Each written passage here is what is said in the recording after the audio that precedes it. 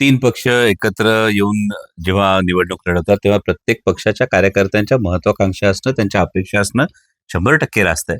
वर्षानुवर्ष कार्यकर्ते काम करत असतात आणि निवडणुकीच्या निमित्तानं या महत्वाकांक्षा पूर्ण होण्याचा त्यांचा एक प्रयत्न असतो. परंतु महाविकास आघाडी म्हणून निवडणुकीला सामोरं जात असताना किंवा या विधानसभा निवडणुकीला सामोरं जात असताना व्यापक हित समोर ठेवणं फार गरजेचं आहे. म्हणजे भारतीय जनता पक्षानं अत्यंत चुकीच्या अँगलने खरं तर बटेंगे तो कटेंगेचे पोस्टर लावलेले आहेत.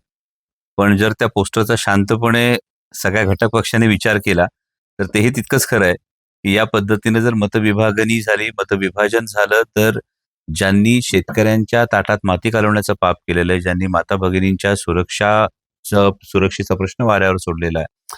बेरोजगारीच्या संदर्भात सगळे मोठमोठे प्रकल्प हे सारखे गुजरातला जात आहेत. म्हणजे एका दृष्टीनं महाराष्ट्राची भाकरी खाऊन गुजरातची चाकरी जे करतायत, त्यांना मदत होईल अशा पद्धतीनं कोणताही महाविकास आघाडीचा घटक पक्षाचा कार्यकर्ता वागणार नाही, असा मला विश्वास आहे.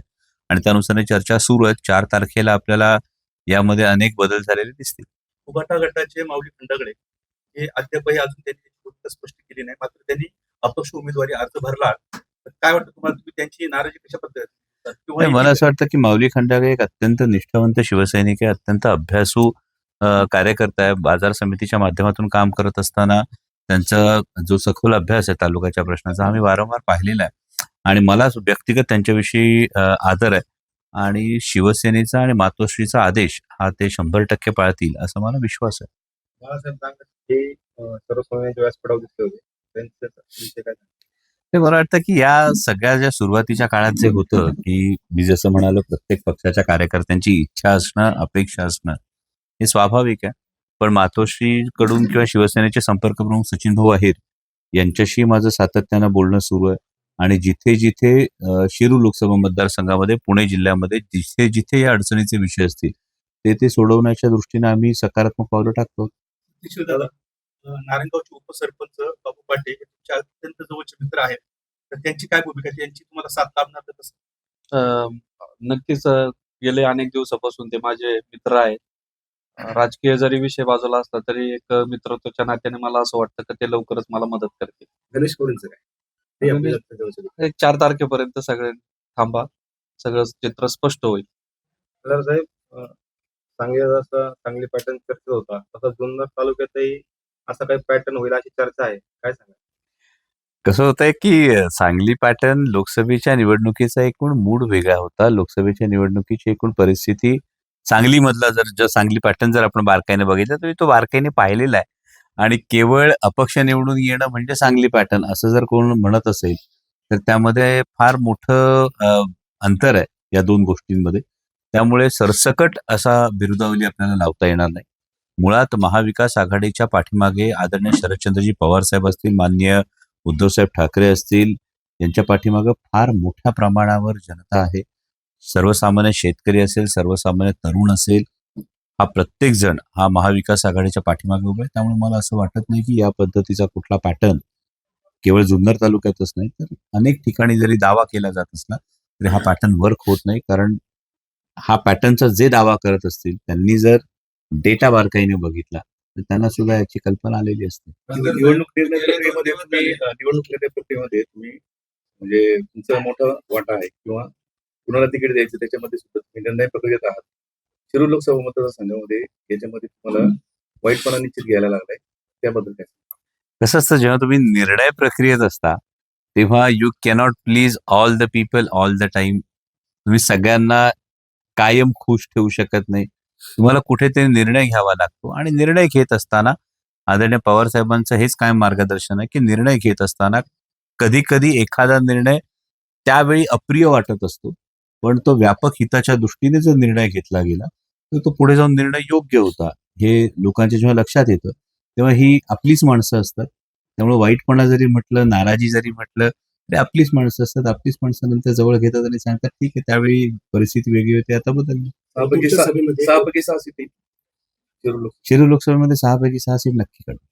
ओतूरच्या सभेमध्ये आपण म्हटलं होतं की आता किरण प्रश्न विचारला, मानाचं पान आणि आता मॉरिशस असते किंवा खाते असते अशी जे लोक उभी राहायचे आणि मॉरिशस उभे राहायचे, तर त्या संदर्भात काय सांगा? नाही, यामध्ये मानाचं पान ही जी संकल्पना याच्याविषयीची माझी भूमिका ही कायम तशीच आहे. कारण शिवसेनेने खूप चांगलं काम लोकसभा निवडणुकीला संपूर्ण 6 विधानसभा मतदारसंघांमध्ये शिवसेनेने फार चांगलं काम केलं. हडपसरला फार चांगलं काम केलं. भोसरीची तर संपूर्ण निवडणूक ही शिवसैनिकांनी खांद्यावर घेतली होती. खेड आळंदी असेल, आंबेगाव असेल, जुन्नर असेल, सगळीकडेच काम केलं. शिरूर हवेली असेल. मग या ठिकाणी उद्या सत्ता आल्यानंतर अनेक गोष्टी आहेत. पुढच्या अनेक निवडणुका आहेत. या सगळ्या निवडणुकांमध्ये विश्वासात घेणं ही फार महत्वाची गोष्ट आहे आणि तसं नक्कीच घटक पक्षांना विश्वासात घेऊनच या पुढच्या सगळ्या निवडणुका या नक्की लढवल्या जातील आणि त्यामुळे सर्वसामान्य शिवसैनिकांच्या ज्या अपेक्षा आहेत, म्हणजे मी जेव्हा जिथे जागा शिवसेनेला सुटली नाही तिथली ही गोष्ट आहे. खेड आळंदीमध्ये हीच गोष्ट राष्ट्रवादी काँग्रेस, शरदचंद्र पवार पक्ष असेल आणि काँग्रेस असेल यांच्यासाठी आम्हालाही करावी लागेल. तर या गोष्टी केल्या जातील. तहसीलदार पवार साहेब आणि खासदार साहेब स्वतः यांचा करिश्मा आपल्या सर्व भागात आहे किंवा पवार साहेबांना मानणारा वर्ग आहे. त्याचा कितपत आपल्याला फायदा होईल? उमेदवारच खरं तर पवार साहेब आहेत. सत्यशील शेरकर उमेदवारच नाही. पवार साहेबांची सभा कधी होईल?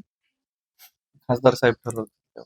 सत्यशील दादा, माजी आमदार बाळासाहेब दांगटांनी एक विधान केलं होतं की सत्यशील रावांनी कारखाना सांभाळावा, त्यांनी आमदारकीचे नाते लागू नये. त्या विधानाबाबत काय महाराष्ट्रातलं जर बघितलं तर फक्त विघ्नर कारखान्याचे चेअरमन असं आहे का ते आमदार नाही, बाकी सगळे आमदार आहेत. खासदार साहेब गेले 2-3 दिवस झाले जुन्नर तालुक्यामध्ये डमी उमेदवारावरून मोठा गदारोळ माजलेला आहे. तुम्ही या एकूण प्रकरणाकडे कसं नाही, खरं तर व्यक्तिगत म्हणाल तर डमी उमेदवार हा जो प्रकार असतो हा दुर्दैवी प्रकार आहे आणि ज्या पद्धतीनं जुन्नर तालुक्यामध्ये जी डमी उमेदवाराची जी एकूण परिस्थिती जर बघितली तर ही परिस्थिती एक खूप फेअर इलेक्शन आणि फेअर ग्राउंड अशी केली गेलेली नाहीये.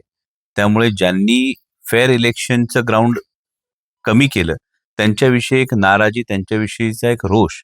कारण आपल्याकडे एक खूप साधी सरळ संस्कृती आहे की सरळ सरळ ललकारान समोरासमोर लढा ना. पण या पद्धतीचं होत असेल तर लोकांमध्ये एक नाराजी असते. परंतु दुसरी बाजू हीच आहे की जसं आपण म्हणतो everything is fair in love and war.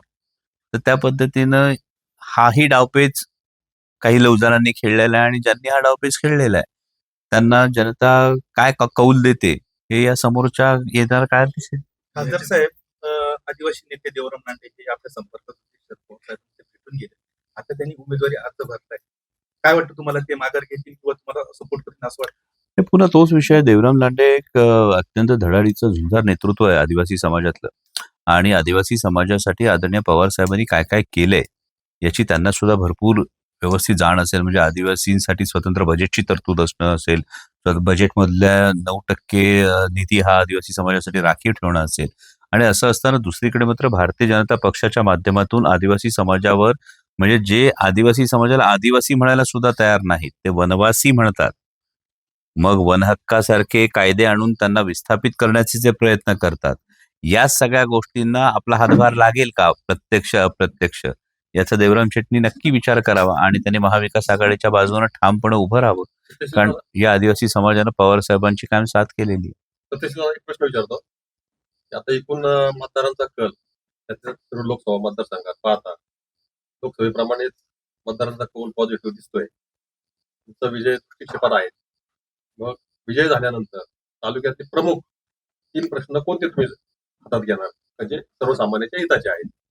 सगळ्यात महत्वाचं म्हणजे का आज जर बघितलं तर तरुणांना नोकरी नाही. म्हणजे आपल्या तालुक्यात फार मोठ्या प्रमाणात तरुण बेरोजगार आहे. तर ती संधी कुठेतरी उपलब्ध करून देणं गरजेचं आहे.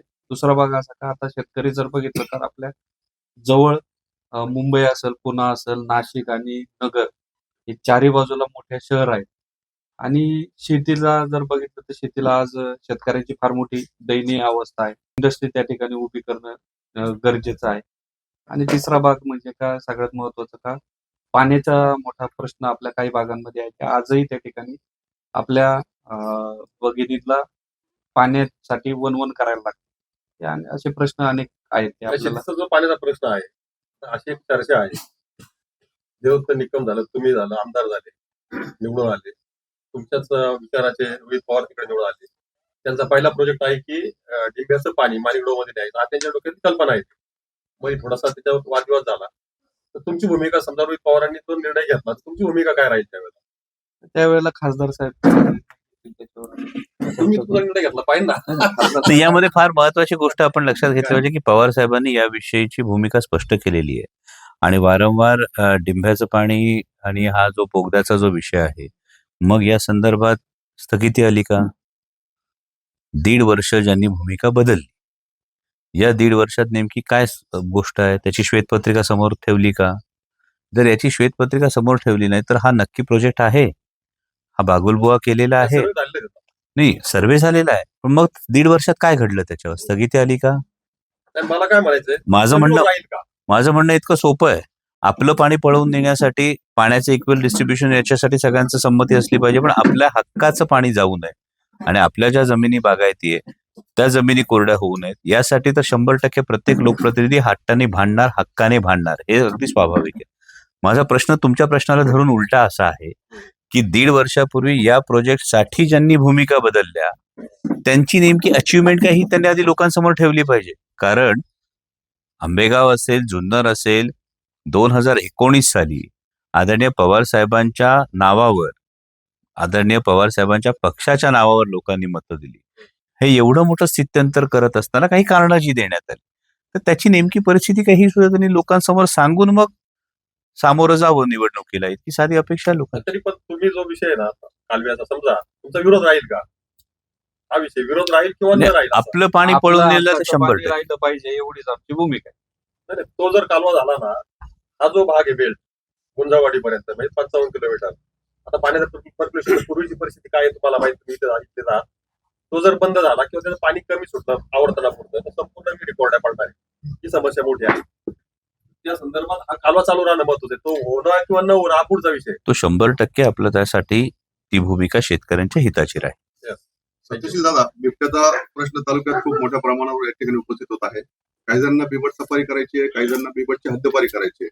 आपली नेमकी भूमिका काय आहे? तो त्याच्यामध्ये फार खूप मोठमोठे विषय, वेगळे विषय आहेत. ते सगळे वेगळे विषय एकत्रित करून त्याच्यातून आपल्याला मार्ग काढावा लागेल. आता बिबट्याच्या बाबतीत जर बघितलं तर तुम्ही सातत्याने पाहताय का आपल्याकडे खूप मोठ्या प्रमाणात हल्ले होत आहेत आणि प्रामुख्याने मी अनेक वेळेला शासकीय पातळीवर त्या बैठकांना हजर होतो.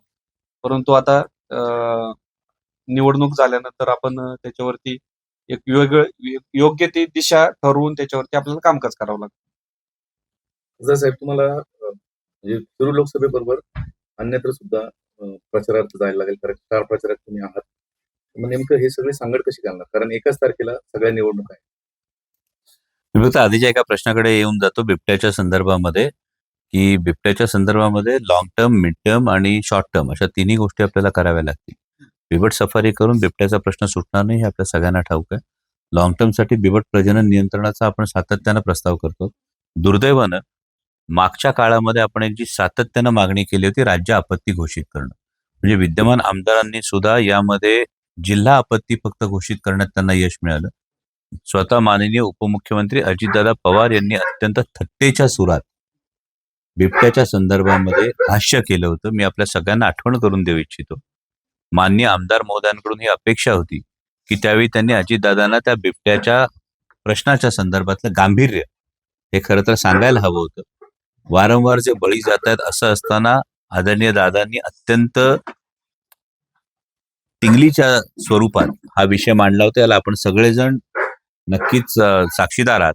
आणि यामध्ये जिल्हा आपत्ती घोषित केल्यानंतर जो निधी येणं अपेक्षित होतं यातला किती निधी आला, किती निधी वन खात्यापर्यंत पोहोचला आणि जिल्हा आपत्ती घोषित करून यातून निष्पत्ती काही नव्हती. यातून खरं तर राज्य आपत्ती घोषित होणं गरजेचं होतं. केरळ सारखं छोटंसं राज्य जर हत्तीच्या संदर्भात राज्य आपत्ती घोषित करू शकतं तर महाराष्ट्र बिबट्याच्या संदर्भात जुन्नर वन विभागामध्ये राज्य आपत्ती का घोषित करत नाही, हा एक फार महत्वाचा प्रश्न. हा मिड टर्मचा विषय आहे. आणि शॉर्ट टर्मचा जो विषय आहे तो म्हणजे आता जे काही वन विभागाचे प्रयत्न सुरू आहेत त्यामध्ये रेस्क्यूची संख्या वाढवणं किंवा इतर जे अनायडर वगैरे सारखे ज्या गोष्टी आहेत याचा जास्तीत जास्त वापर करणं हे महत्वाचं आहे. आणि हे होत असताना बिबट सफारी सारखं जे गाजर आहे की ज्यामध्ये किती नेमक्या बिबट्यांचा अधिवास असणार आहे, 16 बिबट्या बिबट सफारी, म्हणजे आपण जनतेची लोकप्रतिनिधी म्हणून ही फसवणूक करतो आहोत का? की 16 बिबट्यांचा प्रश्न बिबट सफारीमध्ये सुटणार असेल आणि वन विभागाच्या क्षेत्रामध्ये 700 बिबटे असतील तर मग या पद्धतीचं वेगळं काहीतरी डायव्हर्जन हे करण्यापेक्षा त्या प्रश्नाला मुळात हात घालणं गरजेचं आहे. आणि तुमचा दुसरा जो प्रश्न आहे की हो नक्कीच राज्यभर फिरायचे एकूण 87 जागा राष्ट्रवादी काँग्रेस शरदचंद्र पवार पक्ष लढतोय आणि हा एवढ्या 87 जागा लढत असताना दिवसाला अनेक सभा कराव्या लागतील. त्यातून जास्तीत जास्त वेळ हा शिरूर लोकसभा मतदारसंघाला देण्याचा माझा प्रयत्न असेल. पण माझा शिरूर लोकसभा मतदारसंघातल्या मायबाप जनतेवर विश्वास आहे. कारण जेव्हा बाहेर फिरतो तेव्हा अभिमानानं शिरूर लोकसभा मतदारसंघातले मायबाप मतदार सांगतात की आम्हाला अभिमान वाटतोय. आमचे खासदार राज्यभर प्रचारासाठी फिरतात, पक्षाच्या कामासाठी फिरतात. आणि त्या पद्धतीनं शिरूर लोकसभा मतदारसंघातील मायबाप जनता नक्कीच ही बाजू सांभाळून घेईल आणि बालेकिल्ला ते मजबूत ठरतील अशी अपेक्षा आहे. सतीश दादा, आता निवडणुकीच्या माध्यमातून आम्ही जनमानसात तुमच्या प्रतिक्रिया घेतली. त्याच्यामध्ये काही लोक म्हणतात की दादांनी थोडासा अगोदर प्रवेश करायला पाहिजे शरद पवार गटामध्ये. याकडे नाही, सगळ्यात महत्वाचं का प्रवेश अगोदर करायला पाहिजे होता की नंतर करायला पाहिजे होता यापेक्षा सगळ्यांना बरोबर घेऊन पक्षात बरोबर जाणं आणि त्यांचा आदेश पाळणं हे महत्वाचं होतं. खासदार साहेब, एक प्रश्न आहे. दुर्गम भागात कोपरेमाडवे गाव आपण दत्तक घेतले, पण त्या ठिकाणचा पाण्याचा प्रश्न आधी सुटलेला नाही. लोकांना म्हणणं असं आहे का खासदार झाल्यावर साहेब एकदा सुद्धा एक दौऱ्यावर आलेले नाही, हा प्रश्न कधी सुटणार नाही? नाही, याच्यामध्ये आमचे 2-3 दौरे झालेले आहेत. यामध्ये आपण जर फाईल बघितली असेल पाण्याची तर या संदर्भातल्या 3 बैठका या जयंत पाटील साहेब जलसंपदा मंत्री असताना झालेल्या आहेत. त्यानंतर तिथल्या ज्या बंधारे आहेत ते 3 बंधारे जे करायचे या बंधाऱ्यांचा निकष बदलण्यासाठी म्हणजे मी तत्कालीन पालकमंत्री आणि आत्ताचे पालकमंत्री यांना किमान आतापर्यंत 8 ते 10 पत्र पाठवलेली आहेत की आपला उतार आहे. उतार असल्यामुळे पाणी जेवढं साठतं आणि त्यासाठी खर्च जेवढा येतो याचा निकष बदलावा लागतोय. आणि हा निकष बदलण्यासाठी अर्थ मंत्रालयाकडे खरं तर फाईल आहे. परंतु अर्थमंत्री ही फाईल मूव्ह करत नाहीये. दुसरी जर्मन प्री फॅब्रिकेटेड टँक्स हे 3 टँक मंजूर आहेत. हे 3 टँक मंजूर असताना तिथली जी जागा आहे या जागेचं हस्तांतरण करण्यासाठी हा महसूल विभागाकडे प्रश्न आहे. मी माझ्या ऑफिसला मी तुम्हाला हवं तर सगळे पत्र व्यवहार द्यायला सांगतो. पण कामच करू द्यायचं नाही असं जर सरकारने ठरवलं, हे जागेचं हस्तांतरण करण्यासाठी प्री फॅब्रिकेटेड टँकचा निधी मंजूर आहे. पण ती जागा जी आहे आदिवासी समाजाची जी जागा आहे त्याच्या हस्तांतरणासाठी महसूल विभागाची जी स्पेशल परवानगी लागते ही परवानगी दिली जात नाही. 3 बंधारे प्लॅन रेडी आहे, पण त्या 3 बंधाऱ्यांचा जो निधी बदलायचा आहे हा निधी म्हणजे त्याचा काय म्हणतो आपण निकष जो आहे निधीचा हा निकष बदलला जात नाहीये. त्यामुळे ही जो तिढा आहे हा महायुतीचं सरकार आल्यानंतर विशेषतः अनेक वर्षामध्ये महाराष्ट्रामध्ये ही परिस्थिती नव्हती. म्हणजे अनेक आमदार तुम्हाला हे सांगत असतील विकासासाठी जावं लागतं. म्हणजे कुठलाही पक्ष त्याच्या पक्षनिधीतून नाही खर्च करत हो, लोकांच्याच टॅक्समधून जातो. आणि कुठलाही लोकप्रतिनिधी जर लोकांच्या हिताची मागणी केली तर तो निधी देणं हे खरं तर सरकारचं काम आहे. पण गेल्या 2-2.5 वर्षात हे घडताना दिसत नाहीये. त्या लोकांचं पाणी सोडून अभिवृद्धी काय नाही. सांगितलंय ना, सरकार बदलू द्या. कृष्णाखोऱ्याचा विषय काय? त्यांचं म्हणणं काय आहे का खासदार झाल्यापासून एकदा आली नाही तो किंवा येतच नाही आणि ही अख्ख्या मतदारसंघात ओरडे तुमच्याबद्दल खासदार साहेब तुम्हाला डायरेक्ट लोक बोलतील हे नाही बघा बोलतील. ही तुम्ही राज्याचे नेते आहात हा हे सगळ्या फॉल्स गोष्टी बरोबर आहे हा परंतु होती काय गंमत खासदार साहेब का तुम्ही नका लोकांच्या सुखदुःखात सहभागी होऊ पण जे सार्वजनिक कार्यक्रम आहेत पक्षाचे कोणत्या लग्नाला येऊ नका अंत्यविधीला येऊ नका दसऱ्याला पण जे सार्वजनिक कार्यक्रम आहेत पक्षाचे म्हणा किंवा असे वेगवेगळे तिथे तुमची उपस्थिती नसते अशी लोकांमध्ये चर्चा आहे. कसं हे घडवून आणणारी जी चर्चा असते तुम्ही तुमच्या डोळ्यांनी बघणारे आता जे आम्ही शेडबाबांच्या याला होतो 27 तुम्ही मेला. बघणारे जे तिथे असतात तुम्ही नव्हते. ऐका आता शेठबाबांचं जेव्हा हे येतो त्यावेळी अधिवेशन सुरू असतं. म्हणजे सत्यशील दादांना माहिती आहे की त्यावेळी अधिवेशन आहे, संसदेचं अधिवेशन आहे. संसदेचं अधिवेशन वीकेंड वगैरे असेल त्यावेळी मला डेफिनेटली येता येतं. संसदेचं अधिवेशन सोडून येता येत नाही. आणि त्यामुळे जिथे जिथे पक्षाचे कार्यक्रम असतील त्या ठिकाणी तुम्हाला प्रत्येक ठिकाणी मी दिसतोय. त्यामुळे हा जो काही लोकसभेच्या वेळी एक फॉल्स नॅरेटिव्ह करण्यात आला हा फॉल्स नॅरेटिव्ह जो आहे तुम्ही स्वतः बघतात. आता परवाच्या बैठकीला सुद्धा मी आहे, त्याच्या आधीच्या बैठकीला सुद्धा मी आहे. त्यामुळे हे जे सार्वजनिक कार्यक्रम आणि पक्षाचे जे कार्यक्रम आहेत याला सातत्यानं तुम्हाला मी दिसतोय. आणि हे दिसत असताना तुम्हाला मी जेवढा जुन्नरमध्ये दिसतोय तेवढाच आंबेगावमध्ये दिसतोय तेवढाच खेडमधल्या कार्यक्रमांना दिसतोय. आधीची संपूर्ण शिवस्वराज्य यात्रा तुम्ही मला एक सांगा, आधीच्या तुमचा कुठला लोकप्रतिनिधी 7,500 किलोमीटर फिरून 67 विधानसभा मतदारसंघ कव्हर करून तो त्याच वेळी दुसरीकडे असू शकतो का हो? आपल्याला समोर ही परिस्थिती आहे की गेले 2 महिने जवळपास आम्ही 7,500 किलोमीटर फिरलोय. आम्ही 67 विधानसभा मतदारसंघांमधून जाऊन आलोय. आणि मग हा पक्षाचा कार्यक्रम नाही का? हा कार्यक्रम कोणाचा आहे? पक्षाचा कार्यक्रम आहे तो, पण जनतेचं हित आम्ही मतदारांनी तुम्हाला मतदान मी केलं त्यासाठी ना. सांगतो ना, यासाठीचं तुमचं कुठलंही काम, तुमचे मागचे जनता दरबार जर तुम्ही बघितले असतील, 2 महिन्यापूर्वीचे जे जनता दरबार झाले, त्याच्यामध्ये मार्गी लागलेली कामं, ही सुद्धा तुम्ही पाहू शकता. त्याच्यामध्ये कुठली कामं अडली असतील, तुम्ही मला 100% सांगू शकता. हे ऑफिसेस सुरू आहेत. त्यामुळे या ज्या सगळ्या गोष्टी सुरू आहेत, माझं विनंती आपल्याला एवढ्या याच्यासाठीच आहे, या सगळ्याकडे आपण समग्र दृष्टीने पाहिलं, तर त्याच्यातून निष्पत्ती येते. आमचा सगळ्यांचा सकारात्मक दृष्टिकोन आहे तुमच्याकडे, कारण आम्हाला अभिमान आहे का आपण एका तालुक्यात किंवा आपल्या तालुक्यातले आहात, आम्हाला तो अभिमानाचे. पण ही एक लोकांमध्ये असणारी चर्चा आहे.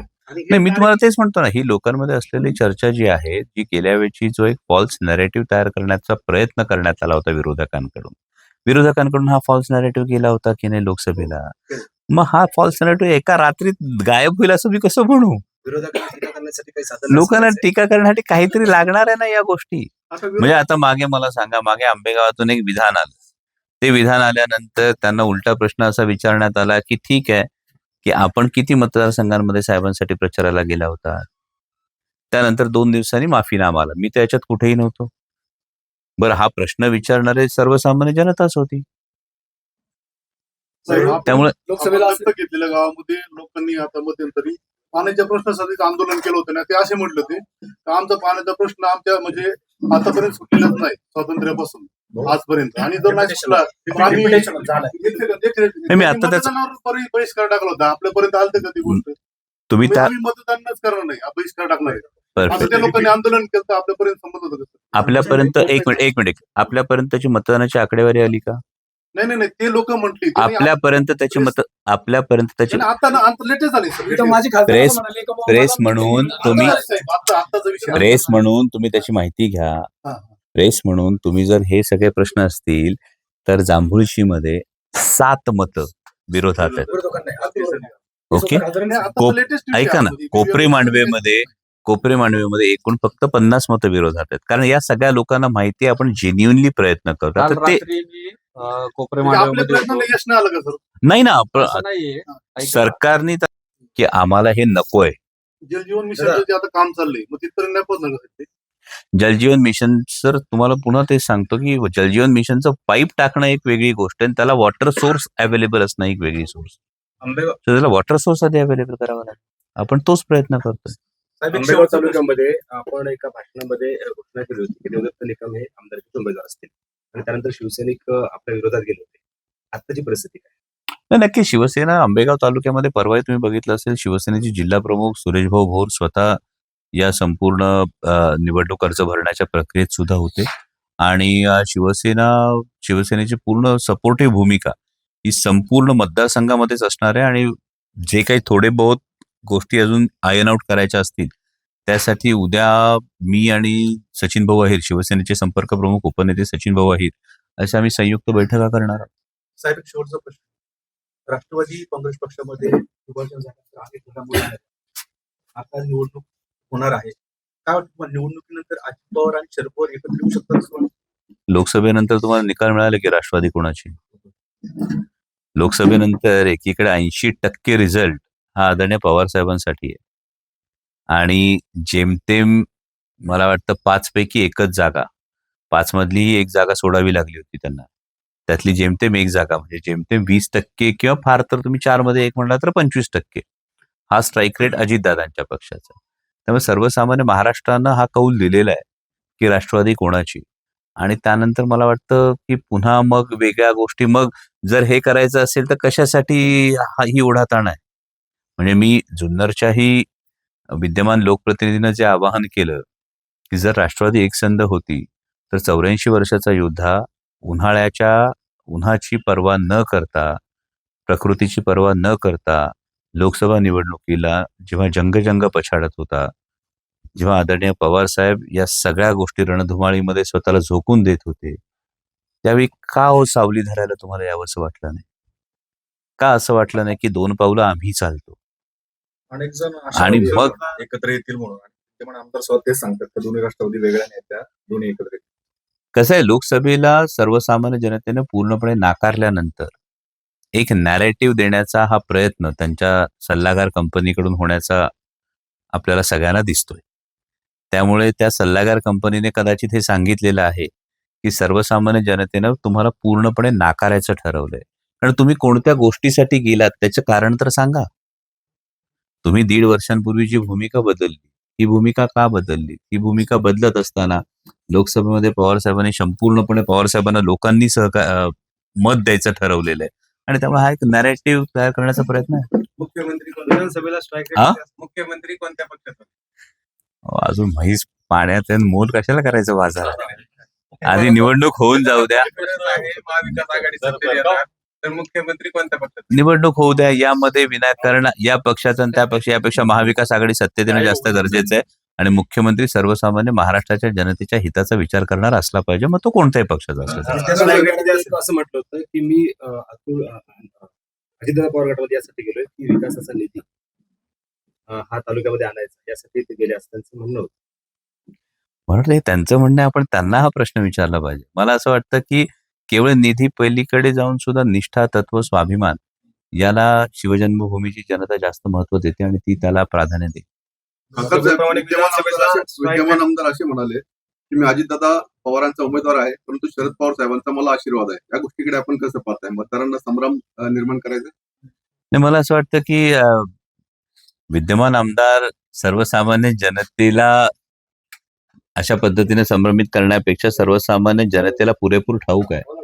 त्यामुळे कोणाचा आशीर्वाद कोणाला आहे हे जनतेला पुरेपूर ठाऊक आहे आणि जर असं विद्यमान आमदाराचं म्हणणं असेल तर आदरणीय पवारसाहेबांच्या सभेच्या दिवशी तो आणखी स्पष्ट ती गोष्ट होऊन जाईल. प्रचारासाठी कोण कोण नेते येणार हा? आहेत? प्रचारासाठी भिल्ल विधानसभेसाठी कोण कोण येणार? प्रचारासाठी आता सगळं आमचं एकूण प्लॅनिंग सुरू आहे आणि साधारणतः 5 तारखेला याचं संपूर्ण स्वरूप हे तयार होईल. आता आम्ही पूर्ण प्लॅनिंग करतोय संपूर्ण प्रचाराचं आणि 5ला मी स्वतः नागपूरला आहे. काटोल, नागपूर, मोर्शी आणि हिंगणा अशा ठिकाणी त्या सगळ्या सभा आहेत आणि त्या दरम्यान मात्र संपूर्ण प्रचाराचं एकूण नियोजन कळेल.